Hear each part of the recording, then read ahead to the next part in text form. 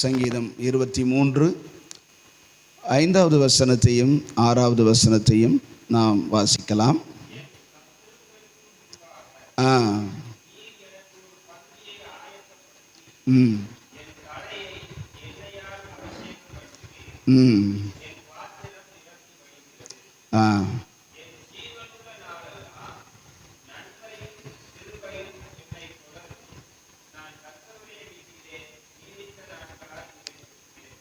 ஆமாம், இந்த வசனங்கள் நமக்கு எல்லாருக்கும் மனப்பாடமாய் நன்றாய் சிறுபிள்ளை முதற்கொண்டு எல்லாருக்கும் தெரியும் இல்லையா? எல்லாருக்கும் தெரிந்த வசனம்தான். இந்த 5வது வசனத்தில் நாம் பார்க்கும்போது, என் சத்துருக்களுக்கு முன்பாக நீர் எனக்கு ஒரு பந்தியை ஆயத்தப்படுத்தி தலையை எண்ணெயால் அபிஷேகம் பண்ணுகிறீர், என் பாத்திரம் நிரம்பி வழிகிறது அப்படின்னு சங்கீதக்காரனாகிய தாவீது பாடுகிறதை நாம் பார்க்கிறோம். இந்த சங்கீதம் ஆண்டவராகிய இயேசு கிறிஸ்து ஒரு மனுஷனை எப்படி அவன் வாழ்நாளில் நடத்துகிறார் என்கிறதற்கு ஒரு அடையாளமான ஒரு சங்கீதம். முதல் வசனத்தில் நம்ம பார்க்குறோம், கர்த்தர் என் மேய்ப்பராய் இருக்கிறார், நான் தாழ்ச்சி அடையேன் அப்படின்னு சொல்கிறார். ஒரு மனிதனுக்கு கர்த்தர் மேய்ப்பராய், கர்த்தர் தலைவராய், ஆண்டவர் அவனுக்கு எஜமானாய் இருக்கும்போது அவனுக்கு முதல்ல தாழ்ச்சி வர்றது கிடையாது. ஆமேன். ரட்சிக்கப்பட்ட போது, தேவனை நாம் ஏற்றுக்கொண்ட பொழுது, ஆண்டவர் நம்மை ரட்சித்த போது நம்முடைய வாழ்க்கையில் இருக்கிற குறைவுகளை எல்லாம் கர்த்தர் நிறைவாக்கி, சரீரப்பிரகாரமான போராட்டங்கள், பிரச்சனைகள், எத்தனையோ பிரச்சனைகள் இருக்கலாம், எத்தனையோ வியாதியோடு பலவீனத்தோடு தேவைகளோடு வரலாம். ஆண்டவர் அவைகளை என்ன செய்கிறார்னா, எல்லாவற்றிலும் தாழ்ச்சி இல்லாமல் குறைவில்லாமல் அவர்களை முதலாவது நிரப்புகிறார். ஆமேன். அவசியத்தோடு வர்றவங்க, பிரச்சனையோடு வர்றவங்களுக்கு கர்த்தர் பிரச்சனைகளை மாற்றத்தான் செய்கிறார். அந்த நிலைமையிலேயே கர்த்தர் என் மேய்ப்பர், கர்த்தர் என் மேய்ப்பர், எனக்கு குறைவில்லை குறைவில்லை என்று சொல்லி ஒரு மனுஷன் என்ன செஞ்சிட முடியாது, அதே நிலைமையிலேயே வாழ்ந்து முடிச்சிட முடியாது. கர்த்தர் ஒரு மனுஷனுக்கு வச்சிருக்கிற மேன்மை என்ன அப்படின்னா, சத்துருக்களுக்கு முன்பதாக ஒரு பந்தி. ஆமேன். இங்கே 2வது வசனத்தில் பார்த்தீங்கன்னா, அவர் என்னை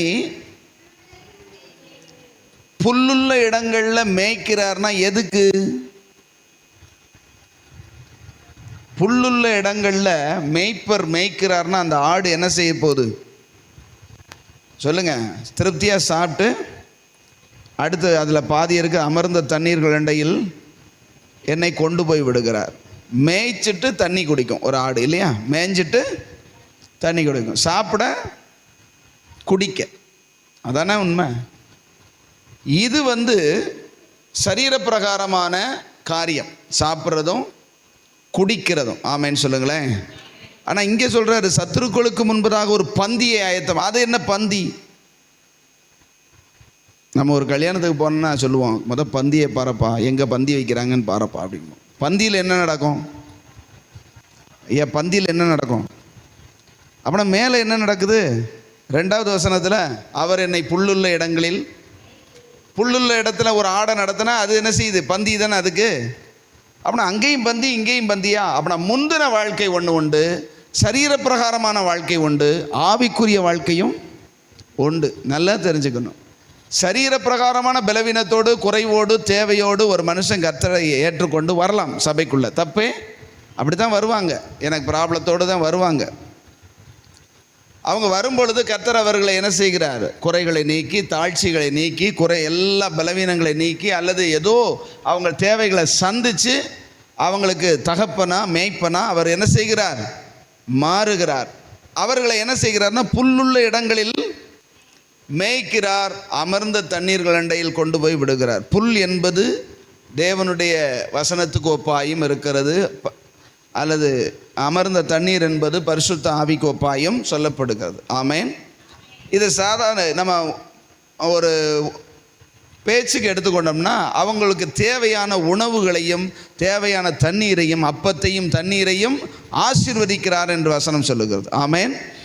அப்படின்னா அப்படிப்பட்டதான முதல் காரியத்தில் கர்த்தரை தேடி வரும் பொழுது அவர்களுக்கு தேவையான ஆகாரத்தையும் தேவையான தண்ணீரையும் அவர்களை கொடுத்து அவர்களை ஆசீர்வதிக்கிறார், கொண்டு போய் விடுகிறார், அவர்கள் திருப்தி அடைகிறார்கள். ஆமென். அடுத்த வசனம் சொல்லுது, அவரின் ஆத்துமாவை தேற்றுகிறார். தேற்றுகிறார்னா அவங்க பிரச்சனைகளோடு வரும்போது அவங்க ஆத்துமா தொய்ந்து போய் வரும்போது அதை தேற்றி அதை சரிப்படுத்துகிறார். ஆமென் சொல்லுங்களேன். இதுக்கப்புறமாகத்தான் கர்த்தர் தன்னுடைய காரியங்களை நடப்பிக்க ஆரம்பிக்கிறார். அவர், அந்த வசனத்தை வாசிங்க, அவர் என் ஆத்துமாவை தேற்றி தம்முடைய நாமத்தின் நிமித்தம் என்னை நீதியின் பாதைகளில் நடத்துகிறார். ஆமென் சொல்லுங்களேன். எப்போ நீதியின் பாதைகளில் நடத்துகிறார்? ஆத்துமாவை தேற்றின பின்பு. அவர்களுடைய ஆத்துமா ஏதோ ஒரு காரியத்தினால தொய்ந்து போய் வருகிறது. உலகத்தில் இருந்து வரும்பொழுது பிரச்சனைகளோடு போராட்டங்களோடு சோர்ந்து போய் அவங்களுடைய ஆத்துமா செத்து போய் தோய்ந்து போய் வருகிறது. அவர்களுக்கு புல்லையும் அவர்களுக்கு தண்ணீரையும் அவர்களுக்கு கொடுத்து அவர்களுடைய தாழ்ச்சிகளை நீக்கி அவங்க ஆத்துமாவை தேற்றினதுக்கு அப்புறமா நீதியின் பாதையில் என்ன செய்கிறாரு? ஆமென். எடுத்தெடுப்பில் நீதியின் பாதையில் என்ன செய்யலை? நடத்தலை. ஒரு மனுஷன் கர்த்தர்கிட்ட வரும்போது அவனுடைய காரியங்களை கர்த்தர் முதல்ல என்ன செய்கிறார்னா ஆத்துமாவை தேற்றும்படியான சில காரியங்களை, நன்மைகளை, புல்லுகளை, தண்ணீர்களை, அவங்களுக்கு என்ன தேவையோ அதை என்ன செய்கிறார்? கொடுத்து ஆசீர்வதிக்கிறார். அதற்கு அப்புறமா தேவன் ஒரு மனுஷனுக்கு கொடுக்குற ஆசீர்வாதம் என்னென்னா சத்ருவுக்கு முன்பதாக ஒரு பந்தி. ஆமென். அப்படின்னா என்ன அர்த்தம்? சத்ருவுக்கு முன்பதாக ஒரு பந்தின்னா நம்ம சாப்பிட்றது எதிரி வீட்டுக்கு முன்னாடி உட்காந்து சாப்பிடுவோம். அப்படி ஒரு வார்த்தையின்படி அப்படி இல்லை.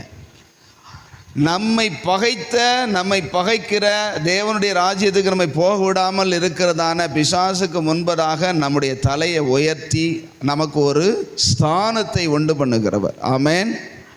அல்லேலூயா. பந்தி அப்படின்னா சாப்பாடே நினைக்க வேண்டியதில்லை, நமக்கு ஒரு கிடைக்கிற தேவனுடைய ஆசீர்வாதம். ஆமென். அங்கே 3 காரியம் சொல்கிறார். என்னது? சத்துருக்களுக்கு முன்பதாக ஒரு பந்தி, தலையை எண்ணெயால் அபிஷேகம், பாத்திரம் நிரம்பி வழிகிற அனுபவம். அங்கே 3 விஷயம் என்ன இருக்குது? பந்தி ஆயத்தப்படுத்துகிறாரு, தலையை எண்ணெயால் அபிஷேகம்னு இதில் இருக்குது. இன்னொரு மொழியில், அதாவது எபிரேய மொழியிலேயே வாசித்து பார்த்தோம் அப்படின்னா தலையில் எண்ணெயை ஊற்றுகிறார். தலையில் எண்ணெயை ஊற்று. எண்ணெய் இல்லாத தலை எப்படி இருக்கும்? ஒருத்தன் எண்ணெயே தேய்க்கலையா அப்படின்னா அவன் தலை எப்படி இருக்கும்? வறட்டையா, பார்க்க பரிதாபமா, வறட்சியாக இருக்கும். தலையில் எண்ணெய் ஊற்றுகிறார் என்றால் செழிப்பாய் மாற்றுகிறார். ஆமென். அல்லேலூயா. அவனுடைய வாழ்க்கையை தலைங்கிறது மிக முக்கியமான ஒரு காரியம். அதனால் தலையில் எண்ணெயை ஊற்றி அவனை குளுமையாக, பசுமையாக, செழிப்பாக கர்த்தர் என்ன செய்கிறார்?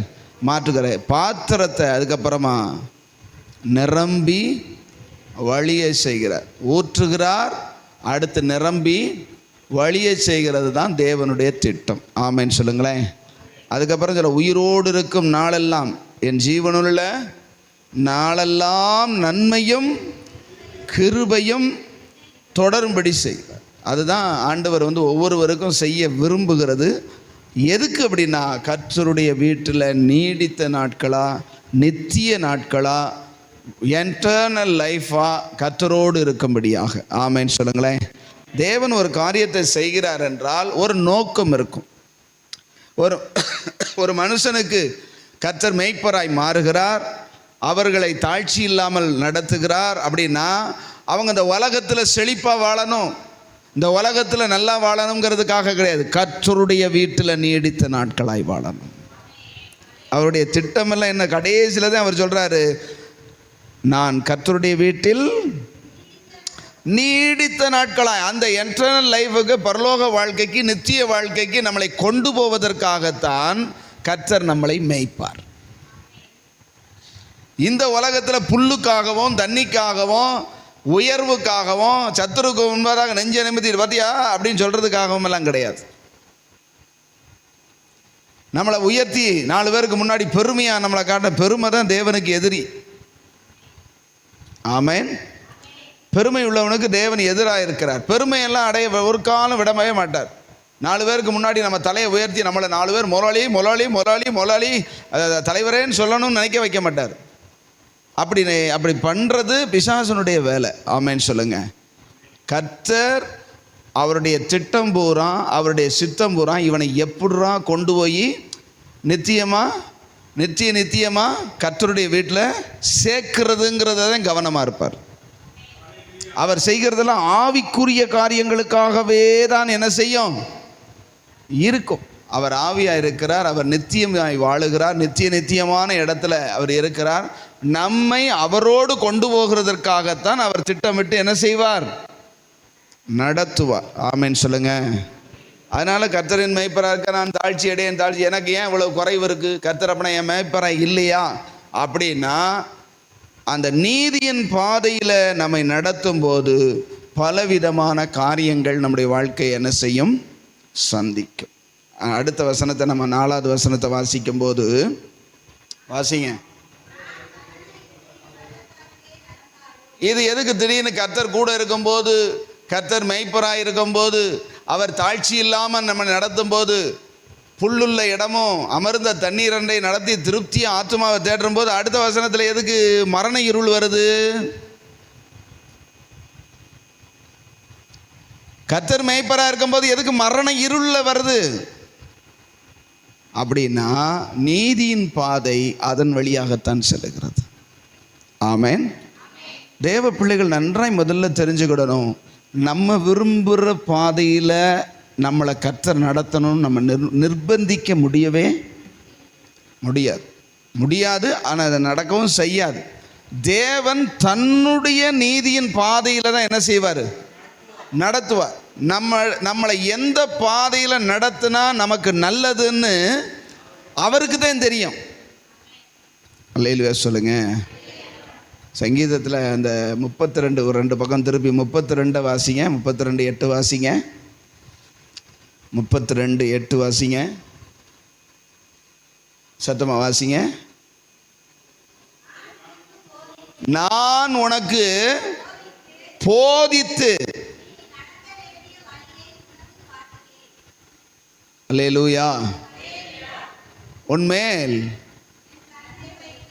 உனக்கு ஆண்டவர் சொல்ற, நான் உனக்கு போதித்து நீ நடக்க வேண்டிய வழியை, உனக்கு நடக்க பிடிக்கிற வழி கிடையாது. ஆமென் சொல்லுங்க. நீ நடந்து கொண்டிருக்கிற வழியை உனக்கு ஆசீர்வதிப்பேன், நீ போற பாதையில் நான் உன்னோடு கூட இருப்பேன் ஆண்டவர் சொல்லலை. நீ நடக்க வேண்டிய வழி. அல்லேலூயா, சத்தமா சொல்லுங்க அல்லேலூயா. இன்னைக்கு நடக்க வேண்டிய வழியில் நடக்கிறதுக்கு நிறைய பேருக்கு மனசு கிடையாது. கர்த்தர் நடத்துகிற பாதையில் நம்மை விட்டு கொடுக்கும் போது தான் தேவனுடைய சித்தம், தேவனுடைய திட்டம் நம்முடைய வாழ்க்கையில் நிறைவேறும். ஆமென். கடைசி நாட்களில் வசனம் சொல்லுகிறது, கடைசி நாளில் தங்கள் மாம்ச இச்சைகளின்படி தங்களுடைய விருப்பத்தை செய்கிற அநேக போதகர்களை தங்களுக்கு சேர்த்து கொண்டு அவங்க சொல்கிறதையும் கேட்பாங்களாம். அப்படி அதுதான் கடைசி காலத்துக்கு மிக முக்கியமான அடையாளம்.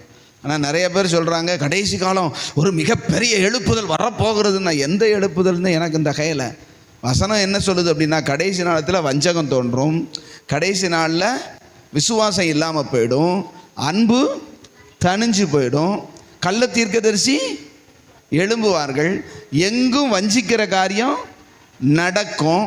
கடைசி நாட்களில் தங்கள் சுய இச்சைகளின்படி தோன்றுகிற பரியாசக்காரர், கர்த்தருடைய காரியங்களை பரியாசம் பண்ணி அசட்டை பண்ணுறவங்க எழும்புவாங்கன்னு வசனம் சொல்லுது. அதெல்லாம் இன்னைக்கு நடக்குது. எங்கே எழுப்புதல் வரும்னு சொல்லப்பட்டிருக்குன்னு எனக்கு ஒன்றும் எனக்கு தெரியல. கேட்டால் அந்த ஊழியக்காரத்தை தீர்க்க தரிசனம் சொன்னார், இந்த ஊழியக்கார தீர்க்க, எந்த ஊழியக்கார தீர்க்க தரிசனம் சொன்னாலும் இங்கே இந்த தீர்க்க தரிசனத்தில் என்ன செய்யணும்? இருக்கணும். வசனம் தான் நமக்கு தீர்க்க தரிசனம். தீர்க்கமாய் கர்த்தர் எழுதி கொடுத்த காரியம் அதுதான். ஆமென். இன்னைக்கு நிறைய பேருக்கு ஆசையெல்லாம் என்னன்னா, இவங்க நடக்கிறது வழியவே கர்த்தர் என்ன செய்யணும்? கூட வந்து பிளஸ் பண்ணிக்கிட்டே இருக்கணும். எனக்கு பிடிச்ச பாதையில் நான் போவேன், எனக்கு பிடிக்கிறது மாதிரி வாழுவேன், எனக்கு பிடிக்கிறது மாதிரி தான் நான் இருப்பேன். ஆனால் கர்த்தர் என்னோடு கூட இருக்கணும்னா கர்த்தர் இருக்க மாட்டார், கர்த்தாக்கள் இருப்பாங்க. கர்த்தர் யாரு? கர்த்தாக்கள் யாரு? நம்முடைய தேவனாகிய கர்த்தர் ஒருவரே கர்த்தர். அல்லேலூயா. வானத்திலும் பூமியிலும் அநேக கர்த்தாக்கள் இருக்கிறார்கள். 333 கோடி கர்த்தாக்கள் இருக்கிறார்கள். அவங்க வந்து நீ எந்த வழியில் இன்னைக்கு சொல்கிறாங்க பார்த்தீங்களா? இன்னைக்கு உலகத்தில் நீங்கள் போய் பார்த்தீங்கன்னா பிள்ளைகள் எல்லாம் முந்தி மாதிரி 7, 8 கிடையாது, 1, 2 தான் பெற்று போட்டிருக்காங்க. அந்த பிள்ளைங்க என்ன விரும்புதோ அதை செய்கிறதுக்கு நம்ம என்ன செய்யணுமா? பிள்ளை எதை விரும்புதோ அதை செய்ய விடணும். முட்டா பேக வசனம் என்ன சொல்லுதுன்னு பார்த்தா, பிள்ளையின் நெஞ்சில் மதியீனம் ஒட்டி இருக்கும், தண்டனையின் பிரம்பு அதை அவனை விட்டு அகற்றும். பிள்ளையானவனை நடத்த வேண்டிய வழியிலே நடத்து, பிள்ளையானவனை தண்டியாமல் விடாதே. இப்ப சொல்றாங்க பிள்ளை அடிக்கவே கூடாது.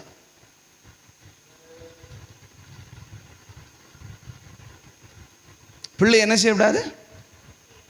கையை நீட்டி அடிக்கவே கூடாது. ஆனால் அடிக்கக்கூடாதுன்னா அந்த பிள்ளை ஒரு முடிக்கிற மொழியில் சொன்னால் கேட்டால் நம்ம அடிக்க வேண்டிய அவசியம். கண்டிக்கவும் கூடாது, செய்கிற தப்ப சொல்லவும் கூடாது, அடிக்கவும் கூடாது.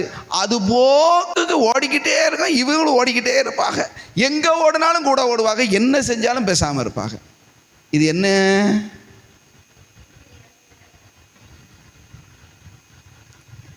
இதுதான் சத்துருடைய தந்திரம். இன்னைக்கு சைக்காலஜிஸ்ட்டு நிறைய பேர் சொல்கிறாங்க, பிள்ளை எதை விரும்புதோ, எதில் இன்ட்ரெஸ்ட் இருக்கோ அதில் விட்டுருங்க. பிள்ளைக்கு என்ன பிடிக்குதோ, மகனுக்கோ மகளுக்கோ எது பிடிக்குதோ அதையே படிக்கப்படுங்க. அல்லேலூயா. கிறிஸ்தவத்துக்கு முழு எதிரிகள் யார் அப்படின்னா இந்த சைக்காலஜிஸ்ட் தான். நல்லா தெரிஞ்சுக்கங்க. உலகம் சொல்லுகிறத கேட்கறதுக்காக கர்த்தர் உங்களை என்னையும் அழைக்கவில்லை. ஆமென். உலக பிரகாரமான தத்துவத்தில் வாழ்றதுக்காக கர்த்தர் உங்களுக்கு என்னையும் ரத்தத்தினால மீட்கல. எதுக்காக அங்க மீட்டிருக்காரு? தன்னுடைய கற்பனையின்படி நடக்கிறதுக்காக. அந்த நாலேஜ் முதல் நமக்கு என்ன செய்யணும்? வேணும். ஏன் இஷ்டத்துக்கோ என்னுடையதான விருப்பத்திற்கோ நான் நடக்கிறதுக்கும் வாழ்றதுக்கும் வளர்க்கறதுக்கும் கர்த்தர் நம்மகிட்ட பிள்ளைகளையும் கொடுக்கல. ஊரில் 4 பேர் பல பேர் பலவிதமாக சொல்கிறாங்க, இந்த அந்த வீட்டை பாருங்கள், அவங்க பிள்ளைகள்லாம் அதில் தான் ரொம்ப இன்ட்ரெஸ்டாக இருந்ததுன்னு உடனே அதில் படிக்க போட்டாங்க. அவங்க இன்னைக்கு பெரிய ஆளாக வந்துட்டாங்க, பெரிய இதில் அதில் சாதிச்சுட்டாங்க. உன்னை சாதிக்கிறதுக்காக கர்த்தர் கொண்டு வரல, அவருக்காக வாழ்கிறதுக்காக கொண்டு வந்திருக்கார். ஆமென் சொல்லுங்க. வாயை திறக்க மாட்டீங்க. அதில் தெளிவாக சொல்கிறாரு, நீ நடக்க வேண்டிய வழியை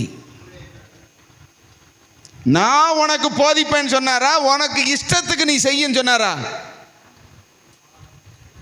சொல்லுங்க கொஞ்சம். அங்கே என்ன போட்டிருக்கு? நான் உனக்கு போதிப்பேன், நான் போதிக்கிற வழியில் என்ன செய்ய, உன்னை நடத்துவேன். நீ முடியாதுன்னா, நீ முடியாதுன்னு சொன்னா, அதெல்லாம் முடியாது, இதெல்லாம் நமக்கு சரியா வராது அப்படின்னு உதர்னா என்ன செய்வார்? அடுத்த வசனத்தில் பாருங்க, 32.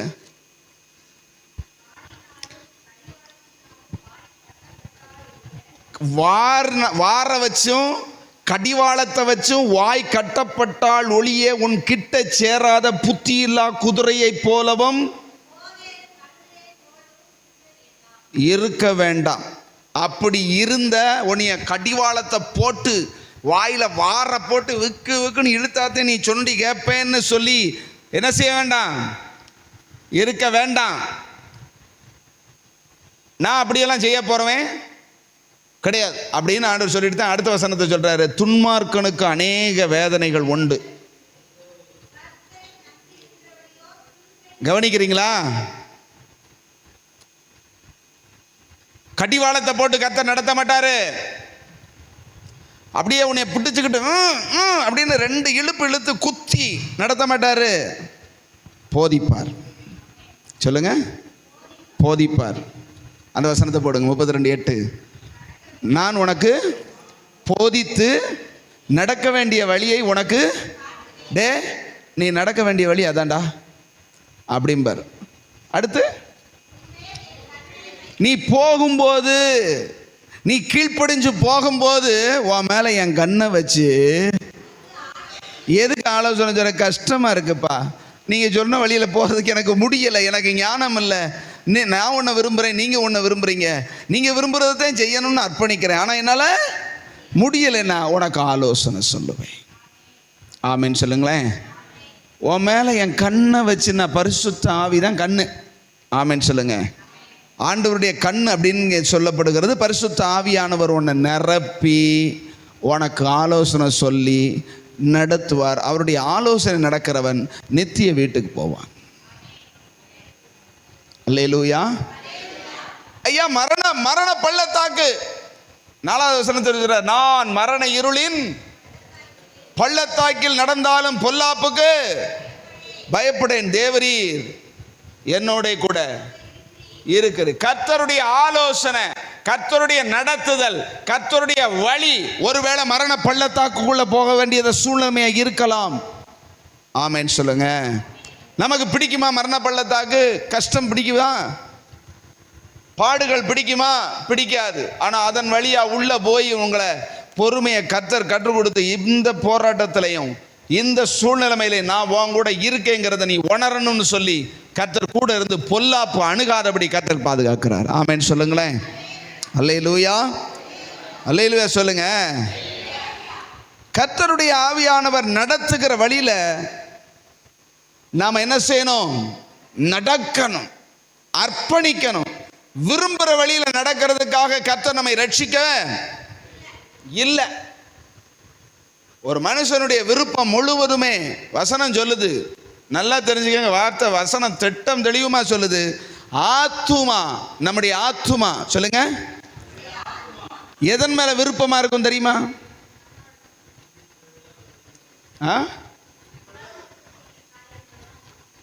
உலக பிரகாரமான வசனம் சொல்லுது, அவர்கள் ஆத்துமா அருவருப்புகளின் மேலேயே வாஞ்சியா இருக்கிறது. எதன் மேல? கர்த்தருக்கு எது அருவருப்பா தெரியுதோ, ஆசையா இருக்கிறது இல்லை. கர்த்தருக்கு ஆசையா இருக்கிறது இல்லை, கர்த்தருக்கு அருவருப்பா இருக்கிறது மேலதான் நம்முடைய ஆத்மா என்ன செய்யுது? இதுதான் பொசிஷன், அதாவது ஆத்மாவின் பொசிஷன், நிலைமை. நம்முடைய ஆத்மா எப்பயுமே கர்த்தருக்கு பிடிக்காததே பிடிக்கும். ஆண்டவருக்கு எது ஆகாதோ அதுதான் நமக்கு என்ன செய்யும்?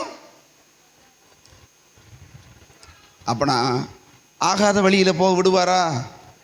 நம்மளை அவரோட வைத்துக்கொள்ள விரும்புகிறாரே. ஆமேன், அல்லேலூயா சொல்லுங்க.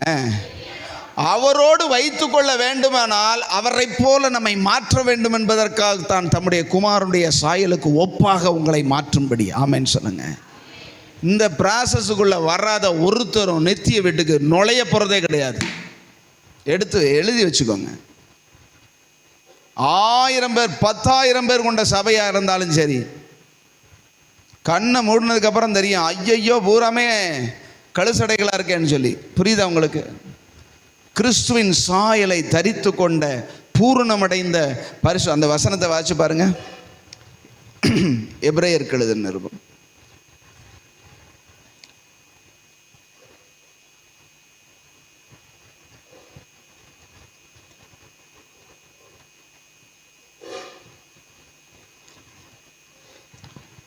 எபிரேயருக்கு எழுதின நிருபம், அந்த பூரணமடைந்த பரிசுத்தவான்கள்.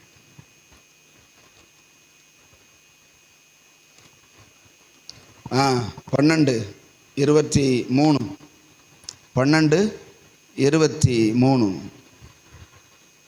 எபிரேயர் 12:23 வாசிங்க. பரலோகத்தில் முதற் பேரானவர்களின் சர்வ சங்கமாகிய சபையினிடத்திற்கும் நியாயாதிபதியாகிய தேவனிடத்திற்கும், அந்த கடைசியை மட்டும் எல்லாரும் சேர்ந்து வாசிங்க. பூரண சத்தமா அந்த வார்த்தையை மட்டும் உச்சரித்து தெளிவாக வாசிங்க. பூரணர் ஆக்கப்பட்ட. பூரணமானேன்னு சொல்லப்பட்டிருக்கா? பூரணமானவர்கள் இருக்கிற இடம்னு சொல்லல. அல்லேலூயா. எடுத்து வாசிச்சு பாருங்க அந்த வசனம் என்ன சொல்லுது. எபிரேயர் 12:23 என்ன சொல்லுது? பூரணமான நீதிமான்களுடைய ஆவி இல்லை, பூரண ராக்கப்பட்ட. அப்படின்னா என்ன அர்த்தம்? பூரணம் ஆக்குறாரு இவர். பூரணம் ஆகிறது வேற, பூரணம் ஆக்குறது வேற. நீ ஏன் சரி பண்ணிட்டு வாடான்னா நம்மளால முடியவே, அது பூரணம் ஆகிறது. பூரணராக்குறது கர்த்தரே ப்ராசஸ்ல கொண்டு போய் அந்த மரண இருளின் பள்ளத்தாக்குள்ள, வியாதிங்கிற பள்ளத்தாக்குள்ள, பலவீனங்கிற பள்ளத்தாக்குள்ள, உபத்திரவங்கிற குகைக்குள்ள கொண்டு போய் பூரணர் ஆக்குறாரு. அத நீதியின் பாதை. அல்லேலூயா சொல்லுங்க. அதுக்குள்ள போயிட்டு வரும்போது நான்கு அப்படிங்கிறதான எந்த இதுவுமே என்ன செய்யாது, எனக்கு அப்படிங்கிறதே இருக்காது. எனக்கு இல்லை, நான் இல்லை, எல்லாம் அவர் தான். நான் சிறுகவும் அவர் பெருகவும் நான் சிறுகவும் அப்படின்னு சொல்லி ஒப்பு கொடுத்துருப்பாங்க. ஆண்டவரே, இப்படி ஒப்பு கொடுக்குறவங்க தான் நீங்கள் சொல்கிறத நான் கேட்குறேன், எந்த பாதையில் நடந்தாலும் நடக்கிறேன், நீங்கள் சொல்கிற வழியில் நான் என்ன செய்கிறேன், போகிறேன் அப்படின்னு சொல்லி ஒப்பு கொடுப்பாங்க. அப்படி ஒப்பு கொடுக்குறவங்க தான் பரலோக ராஜ்யத்தில் உள்ள பிரவேசிக்க முடியும். பூரணராக்கப்பட்ட நீதிமான்களுடைய ஆவி. நீங்க பரலோகத்துக்கு போய் பார்த்தீங்கன்னா அந்த அறவர கேஸு, அறவேக்காடு ஒன்றும் அங்கே இருக்காது. ஆமேன். அப்படின்னா நாங்கள்லாம் எப்படியா, நாங்கள்லாம் பூரணமாகணும்னா நீ எவ்வளவு காலம் ஆகும் அப்படின்னு நீங்கள் சொன்னா, உங்களை எப்படி பூரணமாக்கணும்னு அவருக்கு தெரியும். ஆமேன்னு சொல்லுங்க. தானா வேகாததெல்லாம் வேக வைக்கிறதுக்குன்னு சில காரியங்களை கர்த்தர் வச்சிருக்கிறார். ஆண்டவர் பூரணமாக்குறதுக்கு அவருக்கு தெரியும். ஆனால் அவர் கையில் மட்டும் நம்ம இருக்கணும். சொல்லுங்க.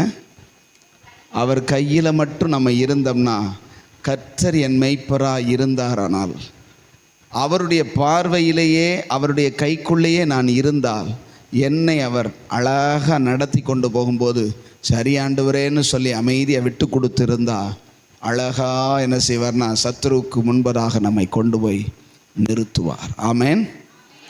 பாத்திரத்தை தலையை எண்ணெயால் அபிஷேகம் பண்ணுவார். அபிஷேகம் பண்ணதுக்கப்புறம் மறுபடியும் ஊற்றி கொண்டே இருக்கிறனால பாத்திரம் என்ன செய்யும், நிரம்பி வழியும். அவர் தானே ஊற்றுகிறார். நம்முடைய தலையை எண்ணெயினால் அபிஷேகம் பண்ணுகிறாருங்க. இன்னொரு அந்த மூல மொழிபெயர்ப்பு, எபிரேய மொழிபெயர்ப்பில் பார்க்கும்போது தலையில் எண்ணெய் ஊற்றுகிறார். தலையில் எண்ணெய் ஊற்றுகிறது வேற, தலையெல்லாம் நிரம்பி நம்ம உடலெல்லாம் நிரம்புறது என் பாத்திரம். பாத்திரம்னா எது சொல்லுங்க? பாத்திரம்னா எது? இன்னொரு மொழிபெயர்ப்பில் கிண்ணம்னு இருக்குது. என் கிண்ணம் எண்ணெயினால் நிரம்பி வழிகிறது. நம்ம ஆளுக்கு ஒரு கிண்ணத்தை தூக்கிட்டு தர்றதா? தமிழில் ஒரு மொழிபெயர்ப்பில் கிண்ணம்னு போட்டிருக்குது.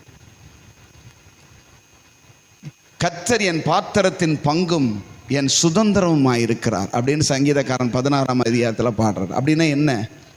நம்முடைய ரட்சிப்பின் பாத்திரத்தை எடுத்துக்கொண்டு அப்படிங்கிறார் இல்லையா? அப்படின்னா ரட்சிப்பின் பாத்திரம்னா எது? நம்முடைய இருதயம். ஆமேன். நம்முடைய இருதயம் நிரம்பி வழியத்தக்கதாக ஆண்டவர் தம்முடைய அபிஷேகத்தை நம்ம மேலே ஊற்ற போதுவார். அல்லேலூயா. தலையில தான் ஊத்துறாரு.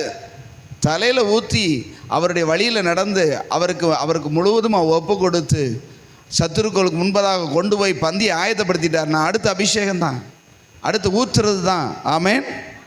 அடுத்து நிரப்புறது தான். எதுக்கு நிரப்புறாருன்னா கர்த்தருடைய வீட்டில் கொண்டு போய் நிற்கிறதுக்கு. அல்லேலூயா. கர்த்தருடைய வீட்டில் நீடித்த நாட்களாய் அப்படின்னா இங்கே நீடித்தேன்னு போட்டிருக்கு. இன்னொரு மொழிபெயர்ப்புல போக நித்திய காலமாய் அப்படி போட்டிருக்கு. நித்திய காலம்ங்கிறது எது? முடிவில்லாத பரலோக ராஜ்யம். பரலோக ராஜ்யத்துக்கு யார் போவா அப்படின்னா அந்த வசனத்தில் என்ன போட்டிருக்கு பாருங்க, உங்களுக்கு புரியும்படி ஈஸியாக சொல்கிறேன். 23 எடுங்க. 23:5 நம்ம வாசிக்கலாம். என் சத்துருக்களுக்கு முன்பாக ஆயத்தப்படுத்தி என் தலையை எண்ணெயால் அபிஷேகம் பண்ணுகிறேன். பாத்திரம் நிரம்பின வந்தேன். அவர் ஊற்றுறாரு அபிஷேகத்தை, அவருடைய எண்ணெயை தலையில ஊற்றுகிறாரு. நான் இஷ்டத்துக்கு தான் போவேன் ஆண்டவரே, நான் ஊத்துறது உன் தலையில விழுகாது. ஆமென் சொல்லுங்க. அவருடைய வழிகளுக்கு விட்டு கொடுக்கிறவன், அவருடைய வழிகளில் நடக்கிறவன், அவர் தம்முடைய நாமத்தின் நிமித்தம் நீதியின் பாதையில் நடத்து. அப்படின்னா என்ன அர்த்தம்? அவருடைய நாமம் என்ன சொல்ல பாருங்க. தம்முடைய நாமத்தின் நிமித்தம் என்னை நீதியின் பாதையில் நடத்துகிறார். அதனால் தம்முடைய நாமத்தின் நிமித்தம் அவருடைய நாமம் என்னங்க? பரிசுத்தர் பரிசுத்தர் பரிசுத்தர். பரிசுத்தருங்கிற ஒரே ஒரு நாமம் யாருக்கு இருக்கு? கர்த்தர் ஒருவருக்கு தான். இந்த உலகத்தில் பரிசுத்தர்னு சொன்னாலே இதே நீ கிறிஸ்தவனான்னு கேட்பான். ஏன் நான் மற்ற எந்த தெய்வத்தையும் பரிசுத்த தெய்வமேன்னு சொல்லவே முடியாது. அப்பனா அந்த பரிசுத்த அப்படிங்கிற நாமம் உடையவர் தம்முடைய நாமத்தின் நிமித்தம் அப்படின்னா அந்த பெயர் அவருக்கு இருக்கிறதுனால அவரை போல நம்மை மாற்றும்படியாக நீதியின் பாதையில் நடத்துகிறார். புரிஞ்சவங்க இல்லையா சொல்லுங்க. நம்மகிட்ட இருக்கிற அழுக்கு இருக்கே, நம்மகிட்ட இருக்கிற சுபாவம், நம்மகிட்ட இருக்கிற ஜென்ம சுபாவம், அந்த பழகின பழக்கமெல்லாம் போனா என்ன செஞ்சிடாது. சில துணியை பார்த்தீங்கன்னா அப்படி சோப் போட்டு அப்படி துவைச்சி போட்டாலும் அதே கரை அப்படியே இருக்கும். லேசு வாசானது லேசாக போயிடும். போனால் சில பேர் வெறும் தண்ணியிலேயே நினச்சி துவைச்சி போடுவாங்க, பளிச்சுன்னு இருக்கும். அது லேசு வாசானது. சில கரை இருக்குது, ஓட்டு கல்லில் ஓட்டு அடித்து நல்லா துவைச்சி கும்மி போட்டாலும் அது பல்லு இழிச்சுக்கிட்டே. ஏன் அந்த அளவுக்கு ஆழமாக அழுக்கு என்ன செஞ்சுருக்குது, பிடிச்சிருக்குது. அதுக்கு என்ன செய்யணும்னா என்ன செய்யணும் சொல்லுங்க? காரத்தை போட்டு, அதுக்குன்னு ஒரு காரம் பவுடர் இருக்குது. அந்த கார பவுடர் போட்டு நல்லா ஊற வச்சு பிறகு வெள்ளாவி வைக்கணும். அந்த தொழில் செய்கிறவங்க யாரும் நம்மகிட்ட இல்லைன்னு நினைக்கிறேன். அந்த துணி துவைக்கிற தொழில் அவங்ககிட்ட கேட்டால் சொல்லுவாங்க, நல்ல காரத்தில் ஊற வச்சு ஒவ்வொரு மண்ணில் முக்கி நல்லா அடுப்பில் வச்சு பானையில் வச்சு நல்லா தீமாட்டி நல்லா அவிச்சு எடுத்து அப்படி துவைச்சி விட பளிச்சுன்னு ஆயிடும். ஆமேன். இதெல்லாம் உங்களுக்கு தெரியுமா? இப்போல்லாம் எந்த வீட்லேயும் துணியை போய் துவைக்கிறதுக்கு கொடுக்குறது இல்லை, எல்லாம் சோப் போட்டுரும். முந்தியெல்லாம் வீடுக்கு என்ன செய்வாங்க, வாங்கிட்டு போவாங்க, மறு வாரம் கொண்டு வந்து கொடுத்துட்டு பழைய இதை எடுத்துகிட்டு போவாங்க, இவ்வளோ பெரிய மூட்டையாக கூட்டு போவாங்க. இப்போ எல்லாம் அந்த ஆட்கள் காணும்.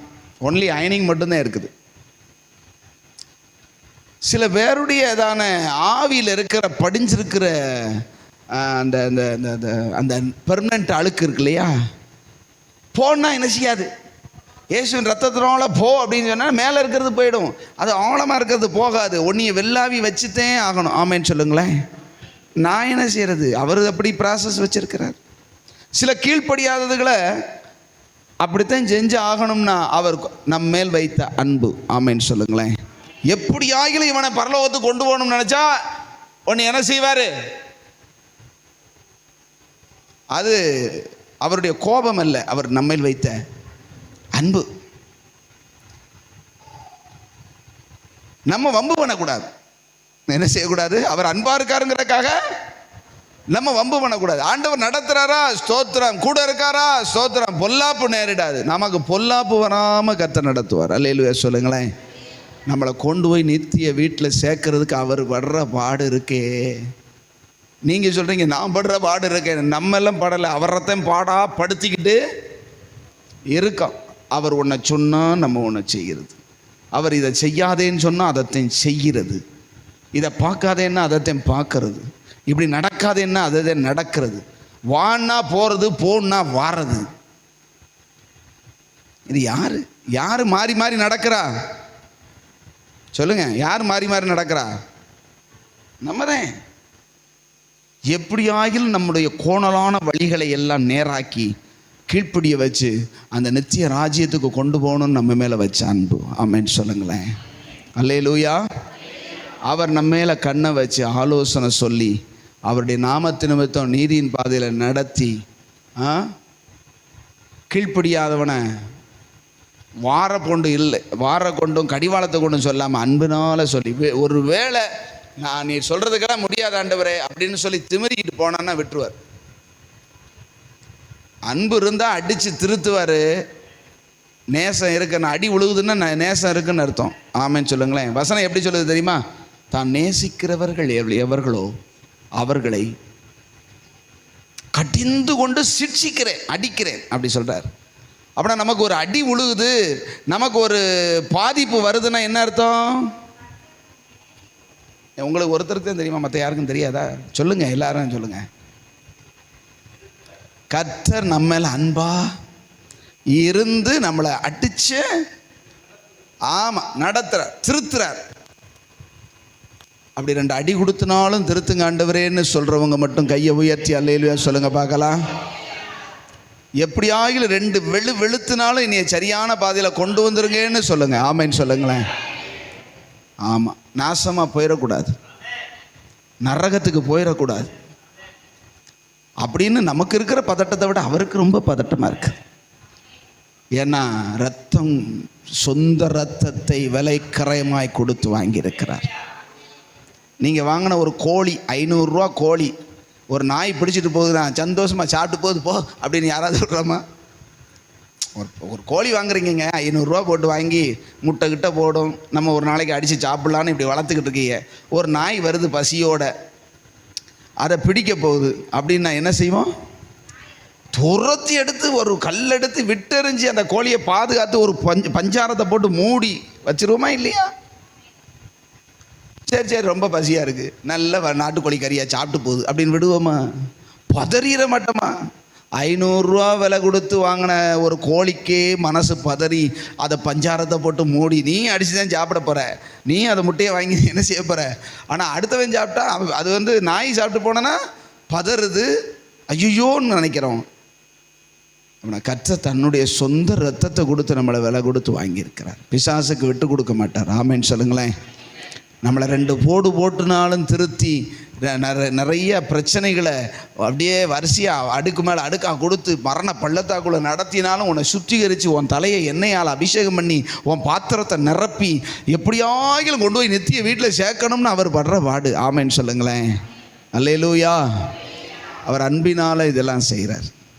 அவருடைய அன்புக்கு அடிபணியணும், அவருடைய அன்பு நம்மை நெருக்கி ஏவணும். ஆமென்னு சொல்லுங்களேன். ஆண்டவரே, நான் இந்த பிடதி நரம்பை இரும்பு ஆக்கிக்கிட்டு என்ன சொன்னாலும் முடியாதுன்னு சொல்ல மாட்டேன். ஆண்டவரே, நீ சொல்கிறதுக்கு நான் கீழ்ப்படுகிறேன்னா லேசுவாசாக போகும். ஆமென். சில பேர் ஊசி போடும்போது பார்த்துருக்கீங்களா? அப்படி டாக்டர் எடுத்து சுகமில்லாமல் இருக்கும், வீட்டில் அப்படியே நிற்க கூட பலன் இல்லாமல் ஒரு மாதிரியா இருப்பாங்க. டாக்டர் ஊசி எடுத்தால் எங்கேருந்தே வருமா தெரியல வீரம். அதெல்லாம் முடியாது, எனக்கு ஊசிடா பையன் தாங்க போக்குன்னா என்ன செய்வாங்கன்னாக்கும் குதிச்சு அது பண்ணி மல்லு கட்டி கண்ணுக்கிட்ட அந்நேரத்தில் எங்கேருந்தே பலன் வரும். அதில் 3 பேர் பிடிச்சா கூட இல்லை, 3 பேர் பிடிச்சா என்ன செய்யணும்? அத்தனை பேரும் பிடிக்கிறது வலிக்கும். அவர் விட மாட்டார், குத்தித்தே ஆவேன்னு சொல்லி நறுக்குன்னு குத்து. இல்லை லூஸாக விட்டு கொடுத்தா வலிக்காது, டைட்டாக இருந்தால் வலிக்கும். அப்போ எந்த அளவுக்கு நம்ம டைட்டாக பிடிக்கிறோமோ அந்த அளவுக்கு நமக்கு வலிக்கும். ஃப்ளெக்சிபிளாக விட்டு கொடுத்து நீங்கள் செய்கிற குத்துனுங்க, குத்துங்கயா அப்படின்னா பேசாமல் குத்துருவார். அல்லேலூயா. டாக்டர் ஊசி குத்துறது நம்ம அவர் என்ன விளையாண்டுக்கிட்டா இருக்காரு? நமக்கு நன்மைக்கு தானே குத்துறாரு. ஆமென். ஆண்டவர் எதுக்காக நம்மளுக்கு சில சிக்ஷைகளை அனுமதிக்கிறாரு? நமக்கு நன்மைக்கு தான் அனுமதிக்கிறார். ஆமென்னு சொல்லுங்களேன். அவர் நம்முடைய மேய்ப்பராக இருக்கிறாரா? அல்லேலூயா. கர்த்தர் தான் எனக்கு மேய்ப்பராக இருக்கணுங்கிறவங்க கையை உயர்த்தி அல்லேலூயா சொல்லுங்க பார்க்கலாம். மேய்ப்பராக இருந்தால் மேய்ப்பருக்கு கீழ்ப்படுகிற ஆடாக இருக்கணும். அவர் எந்த வழியில், அவர் புல்லுள்ள இடங்களில் நடத்தும் போது புல்லில் போய் படுத்து வைங்கிடப்படாது. நல்லா புல் எப்படி இருக்குன்னு பாருங்க, கடகடான்னு உருண்டுக்கிட்டு சந்தோஷமாக விளையாண்டுட்டு வந்தால் அப்புறம் தண்ணிக்குள்ள கொண்டு வந்து விடும்போது வெறும் தண்ணியத்தை குடிக்கணும். புல்லில் விடும்போது புல்லை என்ன செய்யணும்? நல்லா மேயணும். புல்லை பிடுங்கி வாயில் ஊட்டியா விடுவார்? ஆமேன்னு சொல்லுங்க. புல்லுள்ள இடங்களில் என்னை மேய்ப்பார். பா பா இங்கே தான் புல்லு இருக்கு பா அப்படின்னு நடந்தா புல்லை பார்த்து விளாண்டுக்கிட்டு இருக்கக்கூடாது, புல்லில் படுத்து உருண்டுக்கிட்டு இருக்கக்கூடாது, கண்ணை மூடி தூங்கிடப்படாது. ஆமேன்னு சொல்லுங்க. குழு குழு குழு குழுன்னு இருக்கே அப்படின்னு சொல்லி படுத்து தூங்கிட்டா கொஞ்ச நேரத்தில் தைன்னு பற்றிக்கிட்டு போய் தண்ணிக்குள்ளே கொண்டு விடுவார். என்னையா வெறும் தண்ணியை கொடுக்குறேன்னு அவ்வளோ நேரம் புல்லை மேய வேண்டியதுன்னா ஏன் மேயலைன்னு கேட்பார். வசனம் கொடுக்கும்போது என்ன செய்யணும்? வசனமாகிய புல்லை கொடுக்கும்போது மேயணும், நன்மைகளை கொடுக்கும்போது அனுபவிக்கணும். ஆண்டவர் பரிசுத்த ஆவியை பெற்றுக்கொள்ளுன்னு சொல்லும் போது பரிசுத்த ஆவியாகிய தண்ணீரை குடிக்கணும், அமர்ந்த தண்ணீர். ஆமேன். அது மூன்றாவது ஸ்தோத்திரம். மேல் மாடியில் அவர்கள் காத்திருந்த போது பரிசுத்த ஆவியாகிய தேற்றரவாளன் அவர்கள் உட்கார்ந்திருந்த இடத்தை நிரப்பினார். அமர்ந்த தண்ணீர். ஆமேன்னு சொல்லுங்களேன். அவர்கள் மேல் வந்து அமர்ந்த தண்ணீர். அந்த தண்ணீரை என்ன செய்யணும்? பருகணும். கொண்டு போய் தான் விடுவார், போகத்தான் சொல்லுவார். பரிசுத்த ஆவியை பெற்றுக்கொள்ளணும்னு சொல்லுவார். வாஞ்சியோடு தாகத்தோடு எந்த அளவுக்கு தாகம் இருக்கோ அந்த அளவுக்கு தான் பருக முடியும். தாகத்தோடு இருந்து ஆமேன்னு சொல்லுங்களேன். நம்முடைய ஆத்துமா தேரணும், நம்முடைய ஆத்துமா புஷ்டி ஆகணும். அதுக்கப்புறம் தான் நீதியின் பாதைகளுக்குள்ளே நடத்த ஆண்டவரால் முடியும். ஆமேன்னு சொல்லுங்களேன். அவருடைய திட்டம் என்னது? அவருடைய நோக்கம் என்னது? நித்திய வீடு. சொல்லுங்க. நித்திய வீட்டில் கொண்டு போய் நீடித்த நாட்களாக வச்சு நம்மளை நடத்தணும்னு ஆண்டவர் ஆசையோடு இருக்கிறார். ஹல்லேலூயா. அதனால் உங்களை என்னையும் கஷ்டப்படுத்தி கர்த்தர் சந்தோஷப்படுறதுக்காக இல்லை, அது உங்களுடைய என்னுடைய நித்தியமான வாழ்க்கைக்காகத்தான் இத்தனை ப்ராசஸ்க்குள்ளே ஆண்டவர் கொண்டு போகிறார். ஹல்லேலூயா, ஹல்லேலூயா. அவர் நமக்கு போதிக்கிற வழியில் நடப்போமாக. நம்மேல் அவர் கண்ணை வைத்து ஆலோசனை சொல்லும்போது கீழ்ப்படிவோமாக.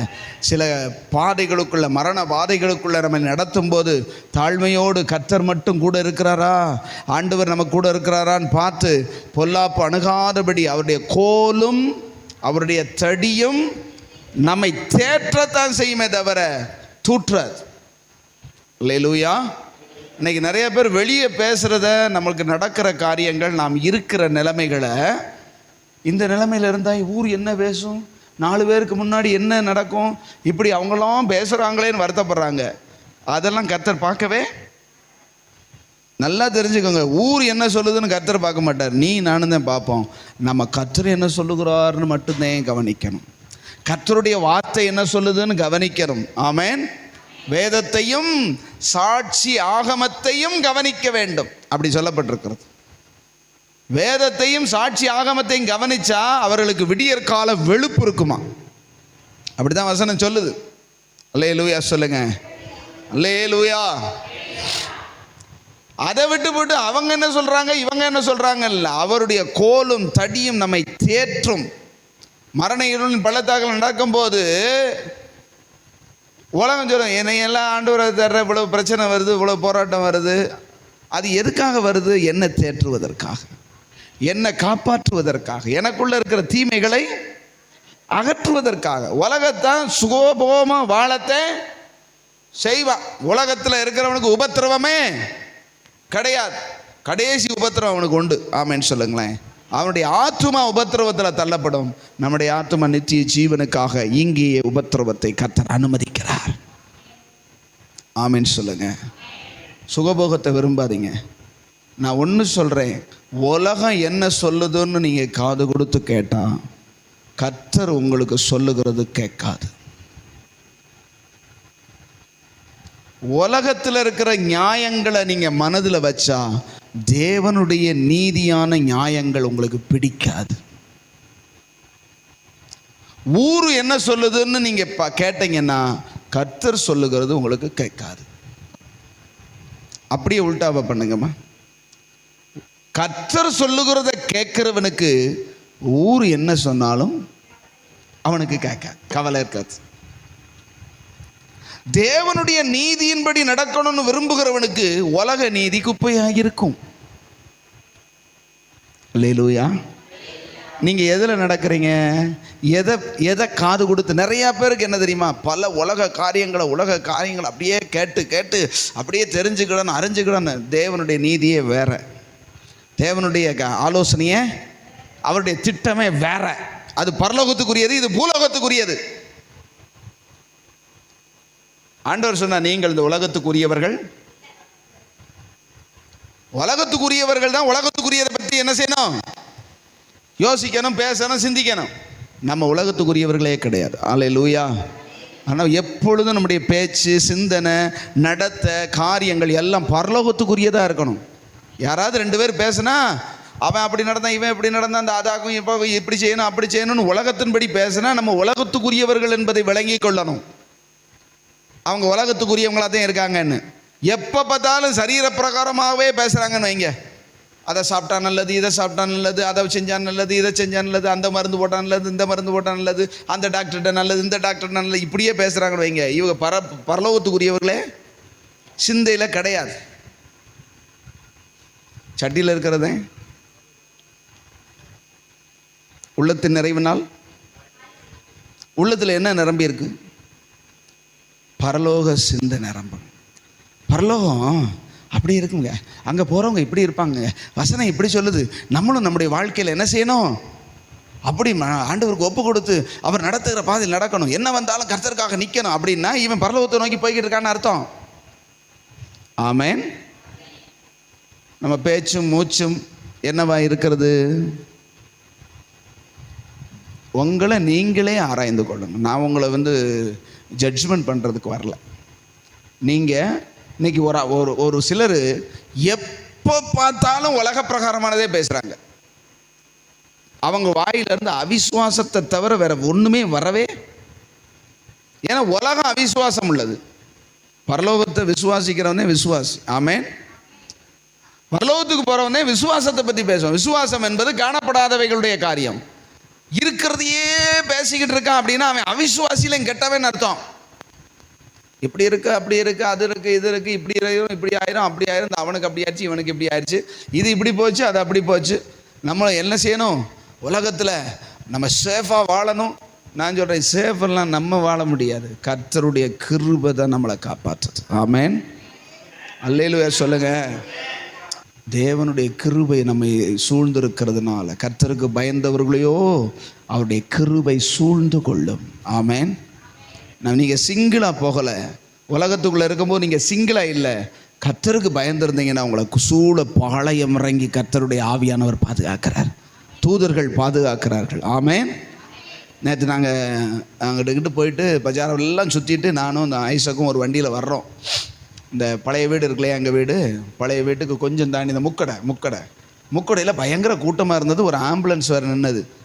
எல்லாரும் அங்கிட்ட ஒரு வேடிக்கை பார்த்துக்கிட்டே இருந்தாங்க. நாங்கள் வரும்போது என்னடா இப்படி இவ்வளவு டிராஃபிக்காக இருக்குதே அப்படின்னு சொல்லி அப்படியே ஒரு வண்டி பின்னாடியே வந்தோம். என்னென்னா அங்களுக்குள்ள ஒரு ஆக்சிடெண்ட்டு. ஒரு நபர் சொன்னால் சாதாரணமாக நடந்து வந்தாரா இல்லை சைக்கிளில் வந்தாரா அல்லது ஸ்கூட்டரில் வந்தாரான்னு தெரியலை. நாங்கள் நின்று பார்க்க எங்களுக்கு முடியல, அவ்வளோ டிராஃபிக்கு. ஆக்சிடெண்ட் ஆகி இந்த காலை அப்படியே ரெண்டாக ஒடிஞ்சு அப்படி தொங்கி இப்படி ஆடிக்கிட்டு இருக்கு. அதே ரோட்டில் தான் நீங்களும் நானும் போகிறோம், எத்தனையோ தடவை போகிறோம். சேஃபாக போகிறோம் அப்படின்னா நம்ம திறமை இல்லை. அல்லேலூயா. நானும் ஐசக்குதே இந்த ஒரே வண்டியில் தான் வந்தோம். தேவனுடைய பாதுகாப்பு தான் ஒருத்தர் நம்ம என்ன செய்யும்? சுகமாக பாதுகாக்கும். ஆமேன்.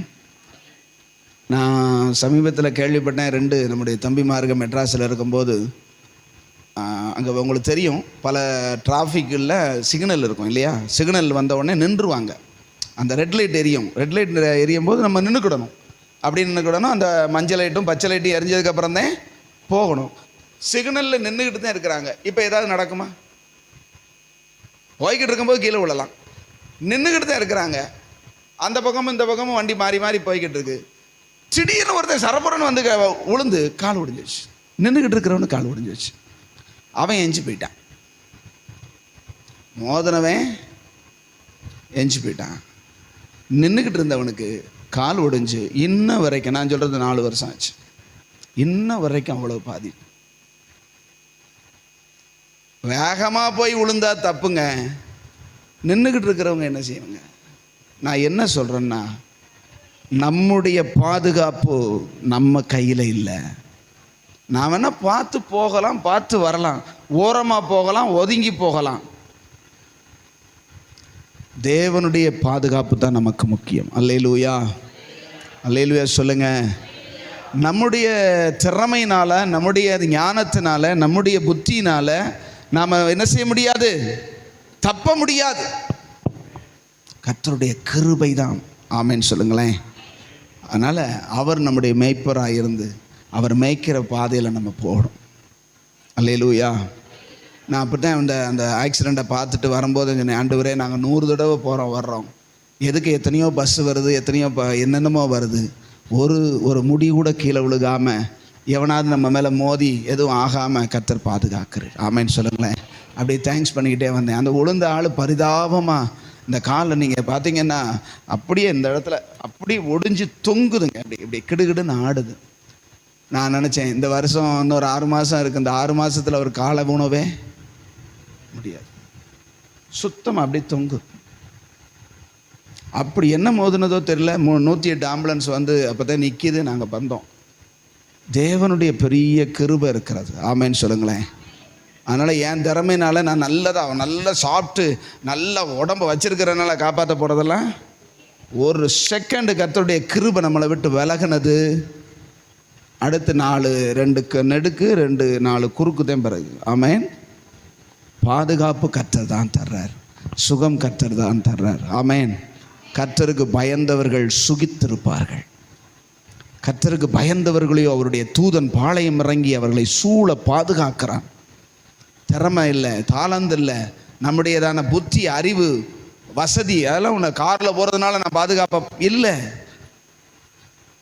ஆமேன். அல்லேலூயா. கர்த்தர் மேய்க்கிற ஒரு ஆடாக நம்ம இருக்கணும். அவர் மேய்க்கிற வழியில் நம்ம நடக்கணும். ஆமேன்னு சொல்லுங்களேன். அப்படியே கண்களை மூடி தேவ சமூகத்தில் நித்திய வீட்டில் உன்னை கொண்டு போய் சேர்க்கிறதற்காக, அந்த நித்தியமான இடத்துக்கு நம்மை பாதுகாப்பாகவும் பரிசுத்தமாக்கியும் கொண்டு போகிறதற்காக கர்த்தர் நம்மை நித்தமும் நடத்த விரும்புகிறார். நம்மேல கண்ணை வச்சு ஆலோசனை சொல்லி அவருடைய பரிசுத்த நாமத்தின் நிமித்தம் நம்மை நீதியின் பாதைகளில் நடத்தி நம் தலையை எண்ணெயால் அபிஷேகம் செய்து சத்ருவுக்கு முன்பதாக ஒரு பந்தியை ஆயத்தப்படுத்தி நம்முடைய பாத்திரத்தை நிரம்பி வழிய செய்து, ஓ ஹல்லேலூயா, உங்கள் மேலே என் மேலே வச்ச தேவனுடைய அன்பு. ஹல்லேலூயா. நன்றி ஆண்டவரே சொல்லுங்க. நன்றி ஆண்டவரே, நன்றி ஆண்டவரே. நான் உயிரோடு இன்னைக்கு சுகத்தோடு இருக்கிறேன் அப்படின்னா உங்கள் கிருபை தான்ப்பா. எங்கள் பலனெல்லாம் ஒன்றும் இல்லை, எங்கள் ஞானமெல்லாம் ஒன்றும் இல்லை, எங்கள் அறிவெல்லாம் ஒன்றும் இல்லை, எங்கள் திறமையெல்லாம் ஒன்றுமே இல்லை. உங்கள் கிருபை மட்டும்தான் எங்களை பாதுகாக்கிறது. உங்கள் ஆவியானவர் எங்களை அற்புதமாக நடத்தி கொண்டு வருகிறீங்க. எங்கள் கை பலன் எல்லாம் சம்பாதிச்சதுன்னு சொல்கிறதுக்கு ஒன்றும் இல்லை, உங்கள் கிருபை தந்ததுப்பா. எங்ககிட்ட இருக்கிறது எல்லாமே உங்கள் கிருபையினால் தந்தது. நான் இதை சம்பாதிச்சேன், நான் இதை அப்படி செஞ்சேன் அப்படின்னு யாராவது நினச்சிங்கன்னா உங்கள் கையில் இருந்தது சீக்கிரமாக காணாமல் போய்விடும். ஏனென்றால் உலகம் கொடுத்துட்டு எடுத்துரும், கர்த்தர் கொடுத்ததை எடுக்க மாட்டார். ஹல்லேலூயா. ஆண்டவரே உங்கள் கிருபை எங்களுக்கு போதும்னு சொல்லுங்கள். உங்கள் கிருபைக்குள்ளே மறைஞ்சிக்கிறோம், உங்கள் செட்டைக்குள்ளே மறைஞ்சிக்கிறோம், உங்கள் அந்த கவரிங்குள்ளே நாங்கள் வந்து விடுகிறோம். நீங்கள் எங்களுக்கு மெய்ப்பனாக இருக்கிற வரைக்கும் நாங்கள் தாழ்ச்சி அடைய போகிறதே கிடையாது. எல்லாரும் சொல்லுங்கள், கர்த்தர் என் மெய்ப்பரா இருக்கிறா, நான் தாழ்ச்சி அடையேன். தமிழில் சொன்னால் கர்த்தர் என்னை மேய்த்து கொண்டிருக்கிறார், ஆகையால் எனக்கு எந்த குறைவும் இல்லை. அறிக்கை செய்யுங்க. அவர் என்னை மேய்க்கிறாரா, நானே என்னை மேய்ச்சிக்கிறேனா? கர்த்தர் தான் மேய்க்கணும், கர்த்தர் தான் நடத்தணும். போனா போகணும். ஆமேன். ஆண்டவர் சொல்றதை கேட்கணும், ஆண்டவருக்கு கீழ்ப்படியணும். ஒரு குறைவில்லாமல் நடத்துவார். ஹல்லேலூயா. உன் ஆத்துமாவை தேற்றுவார். உன் ஆத்துமாவை தேற்றி அருமையான நீதியின் பாதைகளில் அவர் நடத்தி ஒரு குறைவும் இல்லாமல் மரண பள்ளத்தாக்குக்குள்ள நடந்தாலும் பொல்லாப்பு அணுகாம கோலும் தடியும் தேற்றி எடுத்து நித்திய வீட்டுக்கு கொண்டு போய் சேர்க்கிற வரைக்கும் கைவிட போறதில்ல. கைவிடாத கர்த்தர். ஹல்லேலூயா. நன்றி ஆண்டவரே, நன்றி ஆண்டவரே. எங்க மேய்ப்பராய் இருமையா. நாங்கள் உங்கள் மேய்ச்சலினுடைய ஆடுகள், நாங்கள் உங்கள் மேய்ச்சலின் ஆடுகள். ஒரு மேய்ப்பனுக்கு அந்த ஆடுகளெல்லாம் கீழ்ப்படிஞ்சு அவன் இருக்கிற இடத்துல, அவன் போகிற இடத்துக்கு போகிறத போல என் அன்பு ரட்சகர் நடத்துகிற இடத்துக்கு நாங்கள் போவோம். நீங்கள் சொல்லுகிறத நாங்கள் செய்வோம். சொல்லுங்கள், ஆண்டவர்கிட்ட சொல்லுங்கள். அதுதான் ஆண்டவர் விரும்புகிறார்.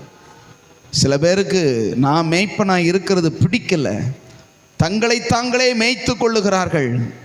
ஒரு நாளும் நீ செழிப்படைய போவதில்லை. ஒன்றை நீயே மேய்ச்சிக்கிடாத, உனக்கு சரின்னு படுறதே செய்யாத.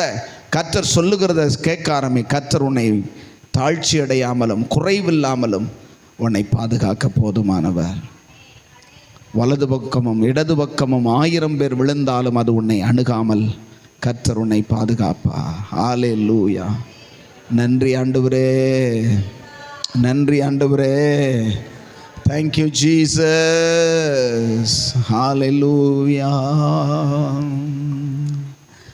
நீதியின் பாதையில் நடத்தி செல்கின்றார், புது உயிர் தருகின்றீர்.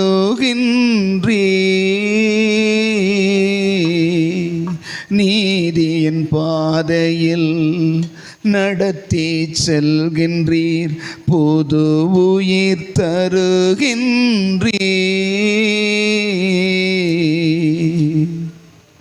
நான் ஏன் கலங்கணும் என் இருக்கையில, நான் ஏன் கலங்கணும் என் மேய்ப்பர் இருக்கையில. என் மேய்ப்பர் நீதானையா,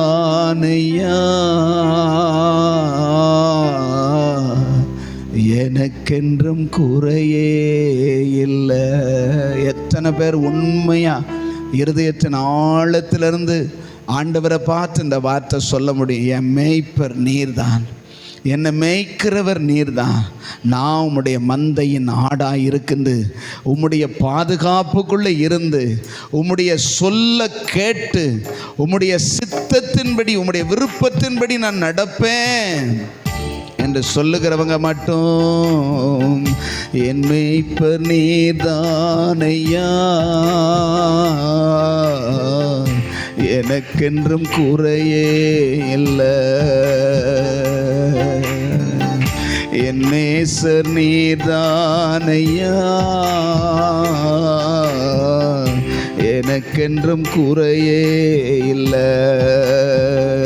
நான் ஏன் கலங்கணும் என் இருப்பதனால், நான் ஏன் கலங்கணும் என் மேய்ப்பர் இருப்பதனால். என் மேய்ப்பர் நீதானையா, எனக்கென்றும் குறையே இல்லை. என் மேய்ப்பர் நீதானையா, எனக்கென்றும் குறையே இல்லை. ஆத்துமா தேற்றுகிறீர், ஆவி பொழிகின்றீர், புது உயிர் தருகின்றீர். ஆத்துமா தேற்றுகிறீர், ஆவி பொழிகின்றீர், புது உயிர் தருகின்றீர்.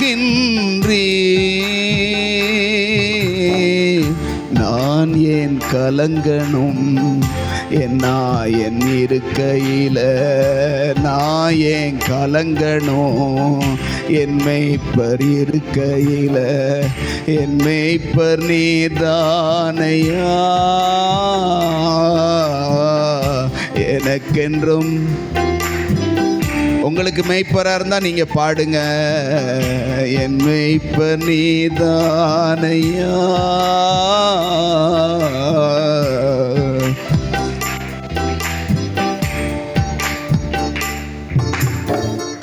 நிச்சயமாகவே வாழ்நாள் முழுவதும் உம் கிருபை பின்தொடரும்.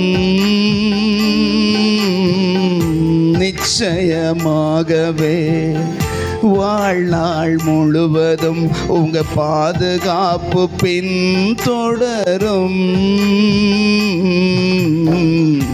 நான் ஏன் கலங்கணும்? என் இருக்கையில சொல்லுங்க. கடைசியில் அப்பாவை பார்த்து சொல்லுவீங்களா? ஆண்டவர் உங்க வார்த்தையை எதிர்பார்க்கிறாரு. என் மேய்ப்பர் நீதானையா. எனக்கென்றும் குறையே இல்லை. இந்த வார்த்தையை சொல்லுங்களேன். என் மேய்ப்பர் நீர்தான். என் மேய்ப்பர் நீதானையா. எனக்கென்றும் குறையே இல்லை. குறைவில்லாமல் நடத்துகிற மேய்ப்பர் நம்மோடு கூட இருக்கிறார். அவர் நடத்துகிறது ஒன்றும் தீமையான பாதையா இருக்காது. அந்த பாதையில பொல்லாப்பு வராது. அந்த பாதை நித்திய பாதை, அது பரலோக பாதை, அது சத்தியத்தின் பாதை. ஆண்டவரே, நீர் என் மேய்ப்பர், நான் உம்முடைய மந்தையின் ஆடாயிருந்து உம்முடைய சத்தத்துக்கு என் ஆடுகள் என் சத்தத்திற்கு செவி கொடுக்கிறது என்று கர்த்தர் சொன்னார். ஏன் ஆடா இருந்தா நீ செவி கொடுப்ப. ஹல்லேலூயா. ஆண்டவர் சொல்ற, இன்னைக்கு நீ பல காரியங்களை என் வார்த்தைக்கு மீறி மீறி மீறி நடக்கிறதுக்கு காரணம் நீ மந்தையின் ஆடா இருக்க விரும்பல. நீ என்னுடைய மந்தையின் ஆடா இருக்க விரும்பாததுனால நீ என் சத்தத்துக்கு மீறி மீறி போற. ஆனாலும் உன்னை இதுவரையிலும் கிருபையினால நான் பாதுகாத்து வந்திருக்கிறேன். ஆண்டவர் யோவான்ல தெளிவா சொல்றார், என் ஆடுகள் என் சத்தத்திற்கு செவி கொடுக்கும். என் ஆடுகள் என் சத்தத்தை அறிந்திருக்கிறது, நானும் அவைகளை அறிந்திருக்கிறேன். ஆண்டவர் சொல்றார், உங்களை பற்றி கர்த்தருக்கு நல்லா தெரியும். நீ என்ன நிலைமையில் இருக்கிற, நீ என்ன சூழ்நிலைமையில் இருக்கிற, என்ன சூழ்நிலைமையில் இங்கே வந்திருக்கிற, எல்லாம் கர்த்தருக்கு தெரியும். என் ஆடுகளை நான் நன்றாய் அறிந்திருக்கிறேன் என்று சொல்லுகிறவர். ஹல்லேலூயா. ஆண்டவர்கிட்ட சொல்லுங்க, என் மேய்ப்பரே, என் மேய்ப்பரே, நான் உங்கள் ஆடு, நான் உங்கள் வழியில் உங்கள் வார்த்தையில் பிறழாமல் நடப்பேன். என்னை பாதுகாக்கிற பொறுப்பும் என்னை பராமரிக்கிற பொறுப்பும் நீர் எடுத்துக்கொண்டதற்காக உமக்கு ஸ்தோத்திரம். நான் உம்முடைய வழிகளில் நடந்து, உம்முடைய நீதியின் வழிகளில் நடந்து நித்திய வீட்டிற்கு வந்து சேரும் வரைக்கும் உங்கள் கைக்கு கீழேயே நான் இருப்பேன். ஆண்டவரே சொல்லுங்க, உங்கள் ஆளுகையின் கீழேயே நான் இருப்பேன். என்னை வழி நடத்துங்க, எனக்கு ஆலோசனை சொல்லுங்க, என் மேலே உங்கள் கண்ணை வச்சு ஆலோசனை சொல்லுங்க. நான் நடக்க வேண்டிய வழி எதுவோ அதை எனக்கு காட்டி தாருங்க. உங்கள் கரத்தில் என்னை முழுவதும் அர்ப்பணிக்கிறேன். இரட்சகர் இயேசுவின் நாமத்தில் தாழ்த்தி ஜெபித்து ஜெயமெடுக்கிறோம் நல்ல பிதாவே. என் ஆத்துமாவே கர்த்தரை ஸ்தோத்திரி, என் முழு உள்ளமே பரிசுத்த நாமத்தை ஸ்தோத்திரி. என் ஆத்துமாவே கர்த்தரை ஸ்தோத்திரி, கர்த்தர் செய்த சகல உபகாரங்களை மறவாதே. ஆமென், ஆமென். ஹல்லேலூயா. God bless you. Praise the Lord. Praise the Lord.